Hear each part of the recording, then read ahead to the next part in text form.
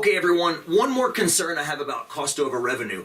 And the example I like to use to illustrate this before we dive into the data is talking to a young child about waiting for the next Christmas. So when our son was really young, like Max was 2, the day after Christmas, he said, "Dad, Christmas is so far away now." And to him, to his perception, that makes sense because being 2, the next year is 50% of the life he already has had. 2 years, 1 year is half of that life. And then that next Christmas comes and he's 3, and it still feels like Christmas is far away, but not quite as far. Because when you're 3, 1 year is only worth 33% of your life. And then when he's 4, 1 year is only worth 25% of your life. So when you're very close to 0 years of age, Christmas feels very far away because that 1 extra year is a large chunk of the life you've already had. And as you get further from 0, those percentages get lower. Compare that with an old fart like me. I'm going to be 50 soon. And if I'm 50, 1 year when compared to 50 is only 2%. And the older you get, the less that 1 extra marginal year is worth compared to the life you currently have. Well, as it turns out, there's a beautiful connection of that mathematics to the concern I have about cost over revenue and the relative size of the revenues of departments. Let's take a look.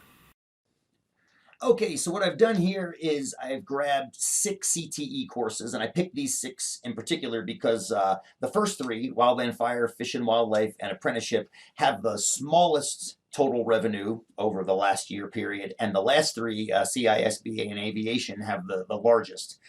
Aviation's is 3.7 million. I think we should chat about that in RSC and why that is so large. Anyway, the next column is the current cost over revenue measures for those programs.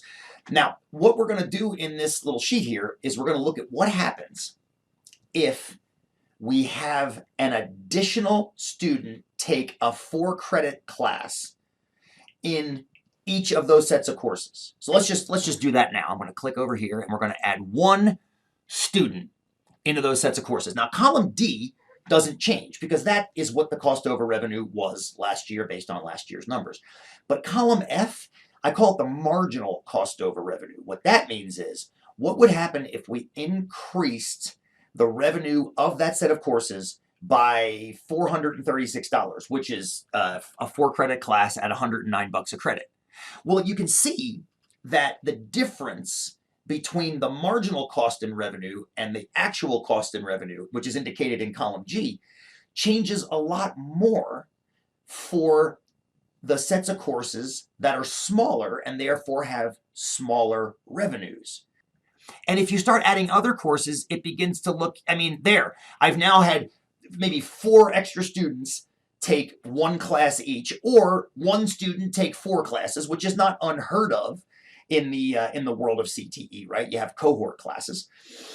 And look what happens. What's amazing about this, I love this, Fish and Wildlife, if you're looking at the Fish and Wildlife column, their marginal cost over revenue is now dropped below the threshold that's placed for the benchmark, which means with just 4 more students taking a class, or 2 students taking 2 classes, or 1 student taking 4 classes over the course of a year, Fish and Wildlife wouldn't have triggered that benchmark threshold. That seems far too, as I like to say, volatile. It's way too volatile.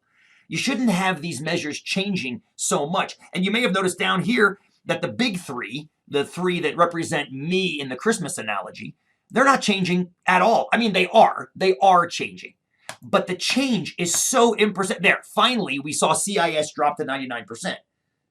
Through 10 extra students taking 1 extra CIS class, that had a change of 1% in the C over R measure. Meanwhile, if you look up at Wildland Fire and Fish and Wildlife, they've dropped by 1/4 or more. So that's my third concern about cost over revenue. It is way too sensitive for smaller departments. And as a matter of fact, sometimes those thresholds are being tripped, not because of expense, but simply because of the size of the set of courses. Okay, so that's my third concern. Let's wrap up in the next video.